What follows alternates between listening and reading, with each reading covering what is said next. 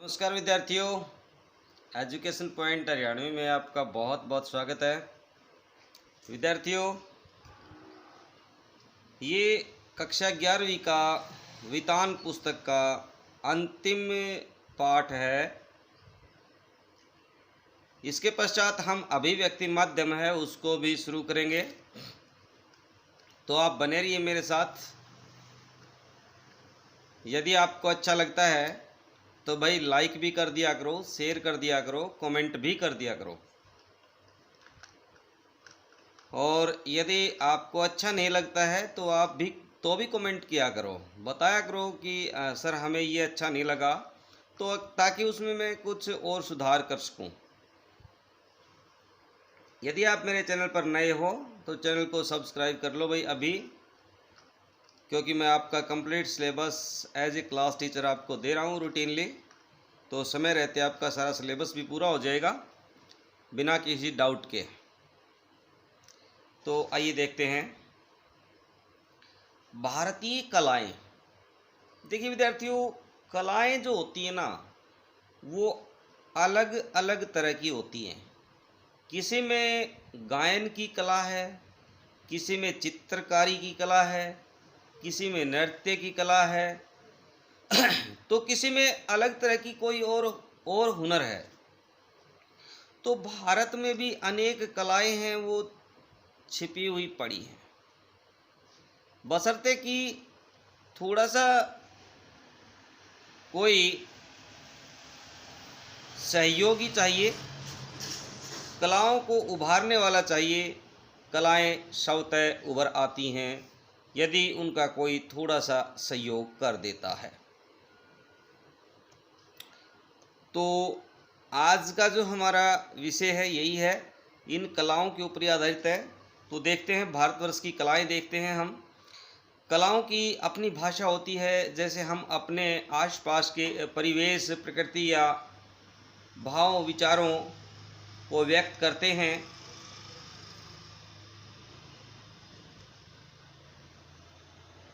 वैसे भी चित्रकारी, संगीत, नृत्य के माध्यम से भी हम अपने आसपास और प्रकृति को अभिव्यक्त करते हैं। हम जो कुछ देखते हैं, सुनते हैं, उसे किसी ना किसी रूप में और नए तरीके से करना या अभिव्यक्त करना चाहते हैं। समुद्र में उठती लहरों को देख करके चित्रकार उसे रंगों से सजाता है, चिड़िया के चहचहाट को गायक स्वरों में सजाता है, तो नर्तक मन के भावों को विभिन्न मुद्राओं से सजाता है। कभी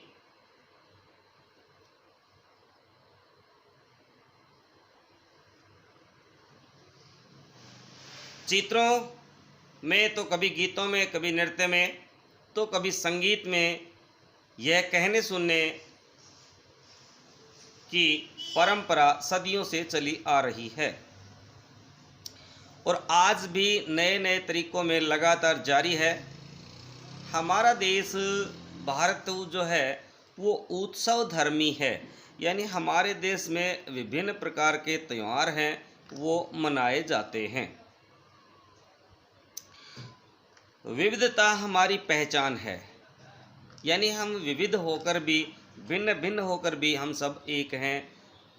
हिंदू, मुस्लिम, सिख, ईसाई हम आपस में भाई भाई की तरह रहते हैं। विभिन्न संस्कृतियों और विभिन्न त्योहारों के साथ साथ विविध कलाएं भी हमारी अनूठी पहचान हैं। आपने देखा होगा कि भारत के अलग अलग राज्यों की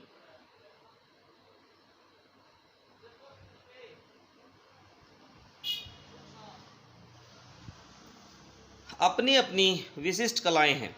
आपने यह भी देखा होगा कि हमारी कलाओं में को त्योहारों, उत्सवों से अलग नहीं किया जा सकता। देखिए, सामान्य सी बात करते हैं हम। जब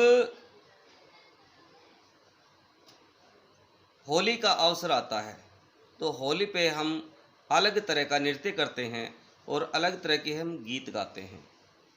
श्रावण में हम अलग गीत गाते हैं और श्रावण के नृत्य की मुद्रा है वो भी अलग होती है। भादों में जन्माष्टमी के अवसर पर हमारे नृत्य के भाव भी अलग होते हैं और हम गीत भी अलग तरह के ही गाया करते हैं। तो उत्सवों के साथ साथ हम अपना तालमेल बिठा लेते हैं। आपने यह भी देखा होगा कि हमारी कलाओं और त्योहारों उत्सवों से अलग नहीं कह सकता। ये कलाएं जन्म उत्सव से लेकर के शादी ब्याह पूजा तथा खेती बाड़ी से जुड़ी हुई हैं। मनुष्य के जीवन से जुड़ी होने के कारण ही भारत की ये विशिष्ट कलाएं विरासत के प्रति हमें उत्साह और विश्वास से भर देती हैं। क्या आपको यह नहीं लगता कि पर्वों त्योहारों या फिर फसलों से कलाओं का जुड़ाव ही एक और इससे केवल मनोरंजन या अलंकरण होने से बचाता है? तो दूसरी ओर यही पहलू प्राचीन परंपराओं की सतत निरंतरता बनाए रहता है। सतत होता है बेटा लगातार। वास्तव में यही अतीत और वर्तमान के बीच जुड़ाव की एक कड़ी है।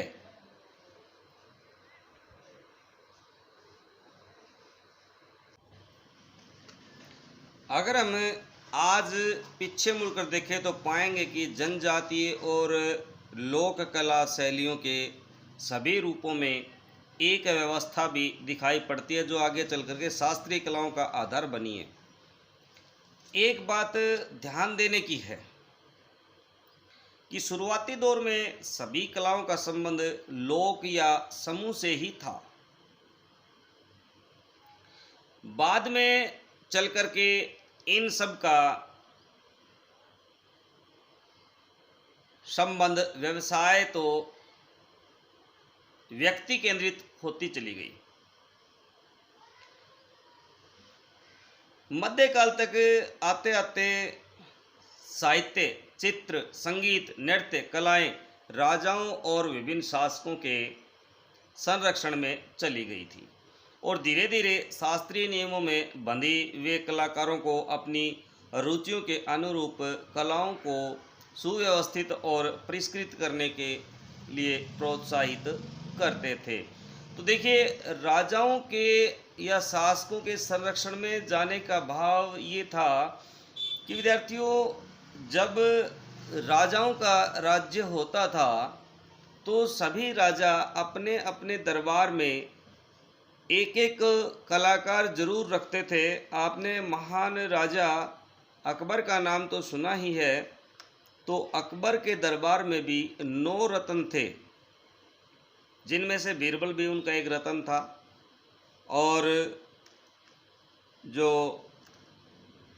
जिसने आईने अकबरी पुस्तक लिखी अबुल फजल, वो भी एक रत्न था। यानी रत्नों की उपाधि उन्होंने दे रखी थी।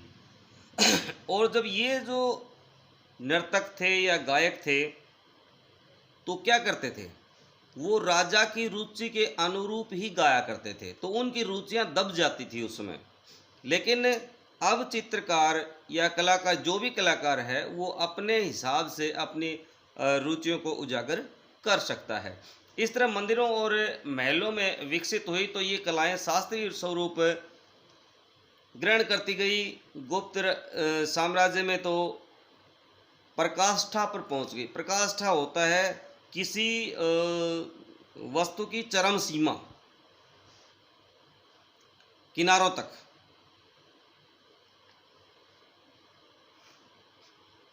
भरत मुनि के नाट्य शास्त्र में इनका शास्त्रीय रूप बना, जो कला के लिए अब तक का प्राप्त सबसे महत्वपूर्ण शास्त्र है। शास्त्र ने संगीत, नृत्य, अभिनय कलाओं को एक शास्त्रीय कला का रूप दिया। फिर भी लोक कलाएं अपनी जड़ों से पूरी तरह जुड़ी रही। आज की कलाओं की जो जड़ें लोक में ही हैं, चाहे चित्रकला हो, संगीत कला हो या फिर नृत्य कला हो।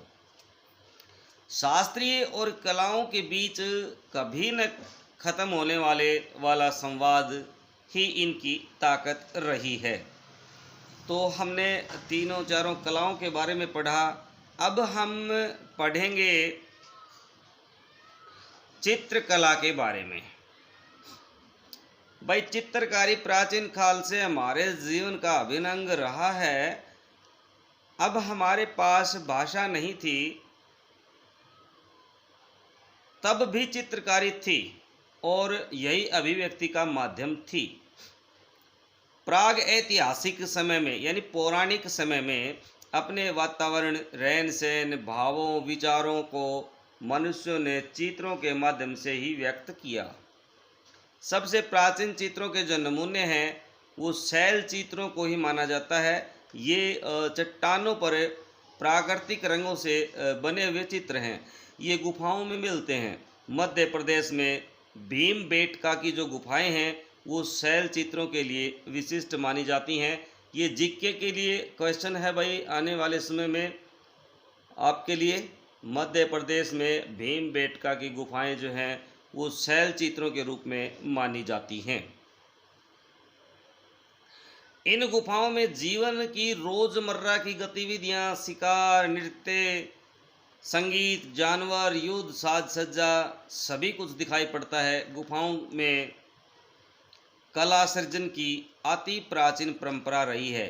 एलोरा और अजंता की गुफाएं कलाकृतियों के लिए विख्यात हैं। तो दो जो गुफाएं हैं भाई अजंता की और दूसरा है एलोरा की, यानी एलोरा और अजंता ये कलाकृतियों के लिए विख्यात रही हैं। बहुत नाम है दुनिया भर में इनका। चौथी से छठी सदी के बीच गुप्त साम्राज्य। अब गुप्त साम्राज्य कब से कब तक रहा ये भी एक क्वेश्चन है। तो चौथी से छठी सदी के बीच जो है वो गुप्त साम्राज्य रहा था।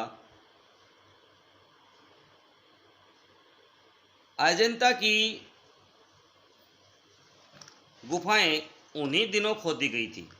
उनकी दीवारों पर चित्र बनाए गए हैं। बाघ और बादामी की गुफाएं भी इसी जमाने की हैं। अजंता की गुफाओं के चित्र इतने आकर्षक हैं कि वे आज तक इन कलाकारों पर गहरा असर डालते हैं। ऐसा मानना है कि अजंता की दीवारों पर बने बौद्ध चित्रों को बौद्ध भिक्षुओं ने बनाया था। अब देखिए ये भी एक जीके का क्वेश्चन बनता है। अजंता में किन के चित्र बने हुए हैं? तो ये बौद्ध भिक्षुओं ने बनाए थे। तो बौद्ध धर्म से रिलेटेड है भाई, ये ध्यान रखना। इसकी सबसे बड़ी विशेषता यह है कि इन्हीं के बीच कैलाश का बहुत विशाल मंदिर है। इस मानुषिक कला सृजन को देख करके आश्चर्य होता है उन दिनों मनुष्य ने इसकी कल्पना कैसे की होगी कि और फिर उस कल्पना को साकार करने के लिए कितना परिश्रम किया होगा। लगभग इसी समय निर्मित एलिफेंटा की गुफाएं भी मिलती हैं। तो भाई ये भी जीके का क्वेश्चन है। एलिफेंटा की गुफाएं हैं वो भी इसी समय मिलती हैं। यहाँ त्रिमूर्ति की जबरदस्त मूर्ति है। तो किसकी मूर्ति है? त्रिमूर्ति की जबरदस्त मूर्ति है। दक्षिण भारत में महाबलीपुरम की विशाल मूर्ति कला और तंजौर की चित्रकला कला कौशल के लिए अद्भुत उदाहरण है भाई। तो दक्षिण महाबलीपुरम मंदिर कहाँ है? ये दक्षिण भारत में है। ये भी जीके का एक क्वेश्चन है। हम जिसे लघु चित्र के नाम से जानते हैं वे दो प्रकार के हैं। एक स्थायी जो कपड़ों, किताबों, लकड़ी या कागज पर किया जाता है। इसमें आंध्र प्रदेश और छत्तीसगढ़ की कलमकारी, पंजाब की फुलकारी, महाराष्ट्र की वर्ली इत्यादि बहुत प्रसिद्ध रहे हैं। इसमें प्रयोग होने वाली सभी सामग्री प्राकृतिक ही होती है। इन चित्रों की विशेषता इनकी विभिन्न प्रकार की शैलियाँ, वनों गांवों के लोग अपनी अपनी पारंपरिक शैलियों में चित्रकारी करते थे। राजस्थान के चित्तौड़गढ़ में कलाकार लकड़ी के मंदिरों पर चित्रकारी करते थे भाई। तो चित्तौड़गढ़ में किसके मंदिर हैं? लकड़ी के मंदिर हैं। ध्यान रखना भाई क्वेश्चन। आप चाहें तो इनको अलग से जीके के लिए लिख सकते हैं। इसे किवाड़ पेंटिंग भी कहते हैं। इस चित्रकारी में चित्र के माध्यम से सांस्कृतिक और ऐतिहासिक कथाओं को अभिव्यक्त किया जाता है। उड़ीसा के पटचित्र कथा में कवि जयदेव के पट होता है कपड़े के ऊपर जो चित्र बनाए गए हैं, जयदेव के गीत गोविंद को भी उकेरा गया है। तो गीत गोविंद किसकी रचना है? जयदेव की। इंपॉर्टेंट क्वेश्चन है। इसे कागज या पत्तों पर गहरे लाल, काले, नीले रंगों से उकेरते हैं। देखने की बात यह है कि गीत गोविंद के पदों को नर्तक ओडिसी नृत्य के माध्यम से भी अभिव्यक्त करते हैं। सभी कलाएं एक दूसरे से जुड़ी हुई हैं। मिथिला की चित्रकारी में मधुबनी चित्रकला भी बहुत प्रसिद्ध है। आज भी कलाकार अपनी इस कला को जिंदा रखे हुए हैं। आज के राष्ट्रीय और अंतर्राष्ट्रीय बाजार में इन लघु लोक कलाओं की बहुत मांग है। अस्थायी कलाकारों में कोहबर, एप्पण, अल्पना, रंगोली जैसी कलाएं काफ़ी प्रचलित हैं। इन कलाओं का संबंध शादी, त्योहार और उत्सवों से है। इन्हें क्षेत्रीय भाषाओं में अलग अलग नाम से जाना जाता है। जैसे अपने यहाँ रंगोली के नाम से जानते हैं। वास्तव में उत्तराखंड में जिसे एप्पण कहते हैं उसे ही राजस्थान में मांडवा, गुजरात में सतिया, महाराष्ट्र में रंगोली, बिहार में अरिपन, मध्य प्रदेश, उत्तर प्रदेश में चौकपूर्णा, दक्षिण भारत में कोल्लम के नाम से जाना जाता है। ये सभी किसी विशेष मांगलिक अवसरों पर बनाए जाते हैं और कलाओं का ये अद्भुत संसार हमारी संस्कृति की पहचान है। पर हम यह भी जानते हैं कि हिंदुस्तानी कला जितनी हिंदुस्तान में दिखाई पड़ती है, इससे कहीं अधिक उसके बाहर भी है। यानी हिंदुस्तान से बाहर भी हिंदुस्तानी जो कला है वो दिखाई देती है।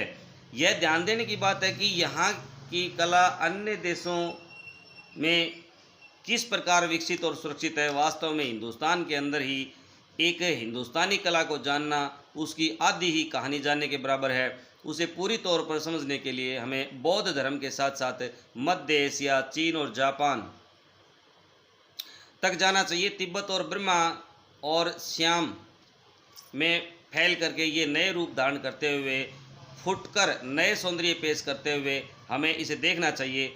हमें कंबोडिया और जावा में इसके शानदार और बेमिसाल कारनामों को देखना चाहिए। तो भाई विदेशों में कहाँ कहाँ बताया, तिब्बत में, बर्मा में और कंबोडिया में, जावा में ये बेमिसाल कारनामे हैं, देखे जा सकते हैं।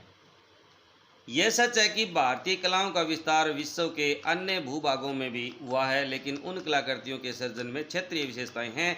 गांधार शैली में बनी बुद्ध की प्रतिमा और तिब्बत की शैली में बनी बुद्ध की प्रतिमा में अपनी अपनी क्षेत्रीय पहचान स्पष्ट दिखाई देती है।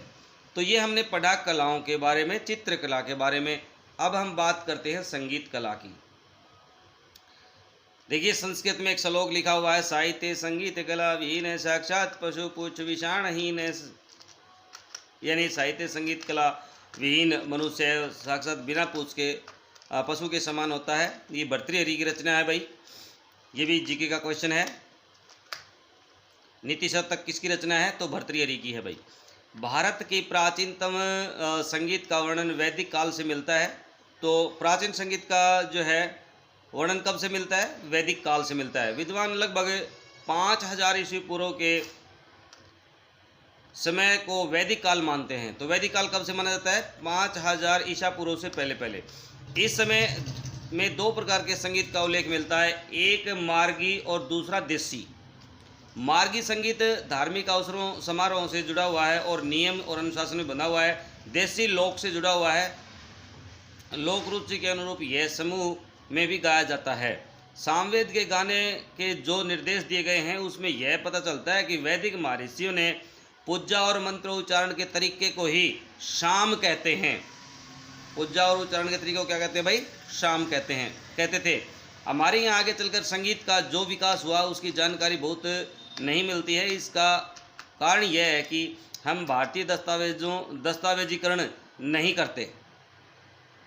रोनाल्ड ली में की Buddhist art in Shyam, Cambridge विश्वविद्यालय 1938 की प्रस्तावना का जो अंश है ना, वो UN घोषाल की progress of greater Indian research Kolkata 1943 में उद्धृत है भाई। ये कुछ रचनाओं के इन्होंने लिंक दिए हैं, लिंक ही मानो यानी इन पुस्तकों के जरिए आप देख सकते हैं। अन्य कलाओं की तरह संगीत का वर्णन भी भरत मुनि के नाट्य शास्त्र में भी सबसे प्रमाणिक ढंग से मिलता है। आज के शास्त्रीय संगीत से बहुत अलग नहीं है। अगर आपने वीणा पर दक्षिण भारतीय संगीतज्ञ को सुना है तो अंदाज़ा लगा सकते हैं कि आज से 5000 साल पहले का संगीत कैसा रहा होगा और यह उसके कितना करीब था। भारतीय संगीत में सुर, ताल, राग और काल से संबंधित है। भिन्न भिन्न समय के अनुसार राग भी अलग अलग हैं। जैसे ब्रह्म मुहूर्त में भैरव राग गाया जाता है भाई, इनको याद रखना भाई। ब्रह्म मुहूर्त में भैरव राग, मेघ राग का संबंध सुबह से है भाई। दीपक राग का श्री राग का संबंध दोपहर से है और कौशिक और हिंडोला रात में गाए जाते थे। अगर आपने भारतीय पारंपरिक वाद्य यंत्रों को ध्यान से सुना हो, देखा होगा, तो आपको ध्यान में आपका ध्यान इस ओर गया होगा कि भारतीय संगीतज्ञ किसी भी वस्तु से संगीत निकाल सकते हैं भाई। अपने तो है ना, आप देखते हो कई बार जो गाने वाले आते हैं ना, ये जो जनजाति बंजारे भोपे वगैरह आते हैं, दो ठिक्कर के माध्यम से भी वो संगीत निकाल लेते हैं। तो इतनी उनमें कला होती है ना। वीणा, जलतरंग, रबाब, दो तार या बांसुरी सुन करके आप इस बात को समझ सकते हैं कि इन सब का प्रयोग किए जाने वाली चीज़ें हमारे आसपास के रोज़मर्रा में प्रयोग होने वाली हैं। इस अद्भुत विशेषता के कारण यहाँ की कला सबसे अलग है। यह सहजता और प्रकृति से जुड़ाव भारतीय कला की विशेषता रही है। हमारे यहाँ का मुख्य वाद्य वीणा थी। क्या आपने कभी सोचा है कि हमारी पुरानी फिल्मों में गायक गायिका नाक से क्यों गाते थे? मन डोले मेरा तन डोले, मेरे दिल का गया करार रे, मेरे कौन बजाए बांसुरियाँ। यदि आपने पुराना गीत सुना होगा तो इस तरह से नाक में गाते थे। आज से 2000 साल पहले भी गायक नाक में से गाना पसंद करते थे। इसका उल्लेख भारत के भरतनाट्यम से मिला है। आज भी जो नए सॉन्ग हैं वो भी गाते हैं। यदि आप कभी गौर से देखते हो, कहना ना तुम ये किसी से हो, कहना ना तुम ये किसी से, आज से अभी से अब से मैं तेरा बस तेरा। देखिए सलमा आगा ने बड़ी प्यारी आवाज़ में गा रखा है पति पत्नी और तवाइफ का ये सॉन्ग। सुन के देखिए, नाक में गाते हैं, पसंद भी करते थे। इनका उल्लेख भरत के भरतनाट्यम से मिलता है। संभवतः है यह प्रमुख वाद्य वीणा के सुरों तक पहुंचाने की कोशिश का प्रभाव था। ध्यान देने की बात यह है कि यह उत्सव और उल्लास भरा संगीत भी धीरे धीरे नियमों में बंधा और इसका भी शास्त्र लिखा गया और बाद में चल करके एक शास्त्रीय परंपरा शुरू हो गई। संगीत भी लोक से जुड़ा था। इसमें संस्कार गीत, ऋतु गीत भी मिलते हैं। आपने गिरजा देवी की आवाज़ में मिर्ज़ापुर की कजरी जरूर सुनी होगी। अपने हरियाणा में जो है होलिका के टाइम पे, होली के समय पे जो गाती हैं औरतें पहले गाती थी, होली है तेरो लंबोटी को लंबडस की डोरी, डोर फिरा हुआ है कोई बीरन उसकी बहू गोरी। तो ये कजरी गीत हुआ करते थे भाई। आजकल इन गीतों को भूल गए हैं, लेकिन पहले उत्सवों पे गीत गाए जाते थे। आपने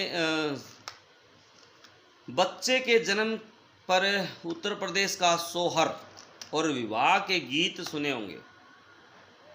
विवाह में देखते हो आप किस तरह से गालियाँ देते हैं, गाली गलौज। वैसे गालियाँ नहीं दे सकते, लेकिन विवाह के गीतों में गालियाँ होती हैं और मज़े से सुनते हैं। हमने बुलाए लंबे लंबे सारे, ओछे ओछे आए री पैसे रे, गाते हैं ना इस तरह के गीत। या और भी, सुन मेरे मौसा सुनी के ना, मेरी मौसी गहने धरी के ना, है ना। ये सारे क्या थे? ये जो विवाह के उत्सव पर गाए जाने वाले गीत हैं। हर एक वस्तु का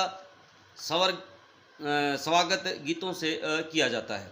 बंगाल में वृषामंगल बसंत उत्सव, ग्रीष्म उत्सव के गीतों के बिना कहाँ संभव है। यानी हर ऋतु में अलग अलग गीत गाए जाते हैं। मध्यकाल तक आते आते अन्य कलाओं की तरह संगीत भी व्यावसायिक हुआ है, पर भारत का सबसे अच्छा समय वह था जब संगीत मनुष्य के जीवन का जरूरी अंग था। ऐसी कई कहावतें भी मिलती हैं ये हमने संगीत पढ़ा। अब देखते हैं नृत्य कला। भारत की नृत्य की भारतीय संगीत की तरह नृत्य में भी कम बदलाव आए हैं। पहले के नर्तक और आज के नर्तक भी भारतीय नृत्य कला के नियमों का पालन करते हैं, जिसका आधार अभिन्न है। इसका भी मूल शास्त्र भृत मुनि का नाट्य शास्त्र ही रहा है, और नाट्य शास्त्र में नृत्य और नृत्य दो शब्द मिलते हैं। देखिए, ये पहले वाला भी नृत्य है और दूसरा नृत्य है, दो शब्द है। ये दोनों अभिनय के ही अलग अलग रूप हैं, यानी नृत्य यानी अभिनय। इसमें शब्द और भंगिमा का महत्वपूर्ण, नृत्य ही में भाव और भंगिमा महत्वपूर्ण है। भारत लोक नृत्यों की से समृद्ध रहा है। हर राज्य के अलग अलग समुदाय की अपनी नृत्य कलाएं हैं भाई, जो हमारे रोज़मर्रा के जीवन से जुड़ी हुई होती हैं। जीवन के जितने अनुष्ठान हैं उन सब से नृत्य कलाओं का संबंध है भाई। देखो, अपने विवाह शादी पे भी नृत्य हम करते हैं, वैसे भी नृत्य करते हैं। सामान्य सी कोई खुशी हो तो हम क्या करते हैं, नाचने लग जाते हैं। लेकिन हमारे नाचने के जो भाव है ना भाई, वो अलग अलग हो जाते हैं। खेती से जुड़े समुदाय के जीवन में ऋतुओं का बदलना, फसलों की बुआई या कटाई सभी संपूर्ण महत्वपूर्ण घटनाएं हैं। ऋतुओं का बदलना उसके पाँव को चंचल कर देता है। वर्षा होती है तो उसके पाँव थिरकने लग जाते हैं। भारत के अन्य राज्य में यही भाव मिलते हैं। कश्मीर से दार्जिलिंग तक समुच्चय हिमालय क्षेत्र में एक और शास्त्रों और युद्धों को नृत्य कला शालीनता से प्रस्तुत करते हैं, तो दूसरी ओर गेहूं की फसल बोने को भी एक उत्सव बना देते हैं। सभी लोक नृत्यों में एक गोलाई में नर्तक हाथ से हाथ मिलाए और तरह तरह के जो कर्तव्य है वो दिखाते हैं। पंजाब की महिलाएं गिद्धा करती हैं, राजस्थानी महिलाएं ओढ़ना से चेहरे को ढक के घूमर करती हैं, है ना। गुजरात में डांडिया के सहारे स्त्रियां गरबा नृत्य करती हैं। तो ये जीके का क्वेश्चन है भाई, ध्यान रखना है ना। पंजाब में नृत्य को गिद्धा कहते हैं, राजस्थान में ओढ़नी घूमर कहते हैं, गुजरात में डांडिया कहते हैं। हाँ, स्त्रियाँ डांडिया गरबा कहते हैं। पुरुष भी डांडिया रास करते हैं, जो गरबा का ही एक और ऊर्जा भरा रूप है। महाराष्ट्र के मछली पालन से जुड़े समुदाय हाथों में हाथ डाल करके एक दूसरे कंधे पर चढ़ करके एक पिरामिड सा बना लेते हैं। महाराष्ट्र का लावणी नृत्य अपनी अद्भुत ऐन्द्रिक आकर्षण के लिए प्रसिद्ध है। तो भाई महाराष्ट्र के नृत्य को लावणी बोलते हैं।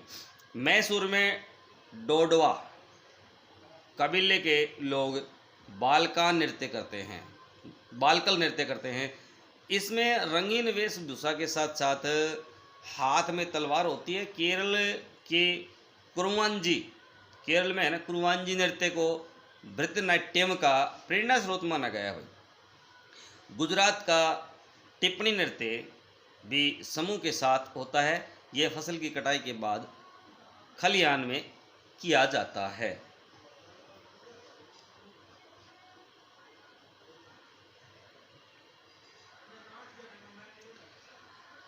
लोक नृत्यों में भी निकोबारी अंडमान निकोबार से जुड़ा है। अरुणाचल प्रदेश में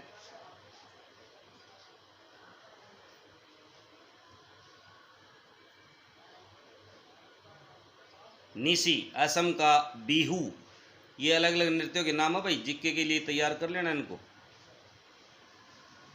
तो असम का बिहू है, आंध्र प्रदेश का कोल्लम है, तो वहीं पंथी और राउत छत्तीसगढ़ तथा झारखंड के लोक नृत्य हैं।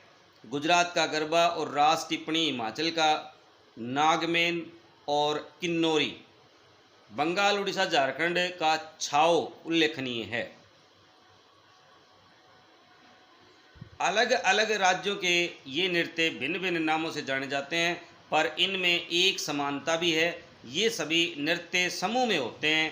सभी का संबंध प्रकृति और जीवन से है। सभी में स्त्री पुरुष एक साथ मिलकर नाचते हैं। राज्य की सीमाएं भला कला को कैसे मान सकती हैं? ध्यान देने की बात यह है कि नृत्यों का संबंध विभिन्न धार्मिक अनुष्ठानों से भी है, पर यह किसी एक धर्म में नहीं बल्कि लगभग सभी धर्मों में दिखाई पड़ता है।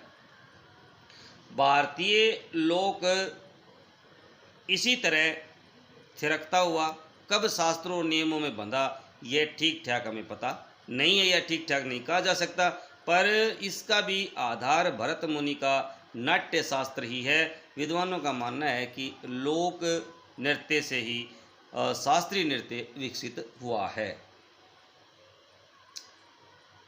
भारतीय नृत्य को देखकर कुछ लोग ऐसा सोचते हैं कि यह सिर्फ हाथ और पैर की गति से जुड़ा है। अगली बार आप ध्यान से देखिएगा, भारतीय नृत्य में सभी अंगों की गति लय महत्वपूर्ण है। भारतीय नर्तकों को आँख, भौहों या फिर नासिका के माध्यम से भी खुशी, क्रोध, दुख, विभित्स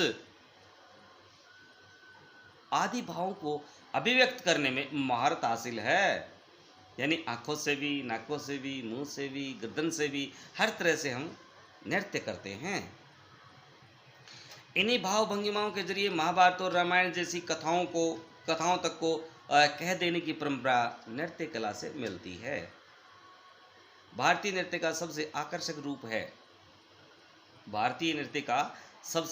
रूप है हाथों की दोनों मुद्राएं। यानी हाथों, हम अक्सर नाचते हैं तो हाथों को हिलाते, हाथों को ऊपर नीचे जरूर करते हैं।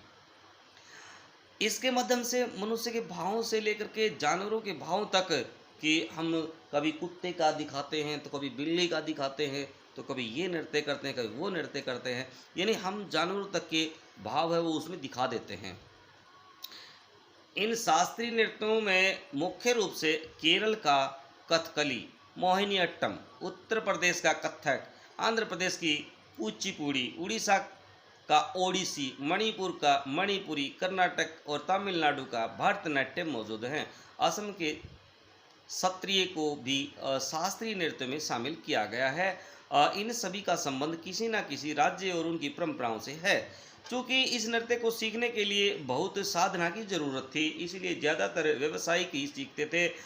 यह संदर्भ भी आता है कि बाद में चलकर महलों में राजकुमारी और राजकुमार भी नृत्य करते थे, पर सार्वजनिक रूप से नहीं। शास्त्रीय नृत्यों के स्वरूप में बहुत परिवर्तन हुआ है। आपने एक राजकुमारी का नृत्य यदि देखना है तो आप भूल भुलैया फिल्म देखेंगे, वहाँ आप उसमें राजकुमारी का नृत्य जो है वो देख सकते हैं। भरतनाट्यम आप देख सकते हैं उसमें। वर्तमान समय में इन्हें देख करके 200-300 साल प्राचीन नृत्य कला भी इन्हें पूरी तरह नहीं जोड़ा जा सकता। भारतीय कलाएं लोक से शास्त्रीय रूप तक अचानक नहीं पहुंची, वर्षों इसके बीच संवाद होता रहा है। आज के मंचों या फिल्मों में जो संगीत या नृत्य मिलता है उनमें दोनों का मिला जुला रूप दिखाई पड़ता है। हमारा ध्यान इस पर भी जरूर पड़ना चाहिए कि हर एक राज्य में सभी कलाओं के बीच भी एक अंतर संबंध दिखेगा। अब बात करते हैं उत्तर भारत की, जिसमें हम रहते हैं। उत्तर भारत में बांस नृत्य, बांस क्राफ्ट कला या फिर बांस के वाद्य यंत्र इसके उदाहरण हैं। ध्यान देने की बात यह भी है कि सभी कलाएं धीरे धीरे समूह से व्यक्ति कला का रूप धारण करती गई हैं। इसका कारण निश्चित रूप से व्यवसाय से भी रहा है। यानी कुछ लोग नृत्य करके पैसा कमाते हैं, अच्छा पैसा कमाते हैं, यानी पैसा कमाने का एक साधन है। क्योंकि आजकल अलग अलग तरह के डांसर हैं, आप देखिए कई प्रोग्रामों में स्पेशल डांसर आते हैं। पहले देसी बात करें तो हरियाणा में ढोलक के ऊपर नाचने वाले जो न पुरुष आते थे स्त्रियों के कपड़े पहन करके, वो उनका पेशा था। तो ये बात करा कि लोक नृत्यों के साथ साथ एक ताल में पैरों का उठना, हाथों का एक दूसरे से जुड़ाव अपने आप में भारत के अद्भुत साहचर्य और प्रेम भावना के संकेत हैं। क्या यह अनायास रूप से कलाओं में आया होगा? समूचा मानव जीवन, समूची प्रकृति क्या अनायास ही कला का विषय बने होंगे? नहीं। इसका संबंध भारत की प्रेम भावना के साथ साथ भारतीय संस्कृति में निहित वसुधैव कुटुम्बकम की भावना है, यानी सारी पृथ्वी अपना परिवार है। यही कारण है कि यहाँ की कलाओं का मुरीद आज पूरा विश्व है। तो विद्यार्थियों, ये हमने कलाएं पढ़ी। आशा है आपको लेसन बड़ा अच्छा लगा होगा, मज़ा आया होगा। यदि आपको अच्छा लगा तो आप निश्चय ही कमेंट बॉक्स में लिख करके मुझे बताएंगे। और अब हम आपका जो दूसरा अध्याय है अभिव्यक्ति माध्यम, वो भी धीरे धीरे शुरू करेंगे। तो आप बने रहिए मेरे साथ एजुकेशन पॉइंट हरियाणवी पर, और देते रहिए अपना असीम प्यार, करते रहिए लाइक शेयर, और पुराने नए हैं तो आप चैनल को सब्सक्राइब कर लीजिएगा। भाई शेयर का सुसाटा उठा दो, जितना शेयर हो सके कर दो। और भाई वीडियो को शुरू से लेकर के अंत तक ज़रूर देखा करो, बीच में स्किप मत किया करो, क्योंकि आपका जो एक एक सब्सक्राइब जो है, एक एक लाइक है, मेरे लिए नई ऊर्जा देता है। और इस ऊर्जा के वशीभूत होकर के मैं आपको नए नए वीडियो देता रहूँगा। मिलते रहेंगे हम अगले वीडियो के साथ, तब तक के लिए जय हिंद, जय भारत विद्यार्थियों।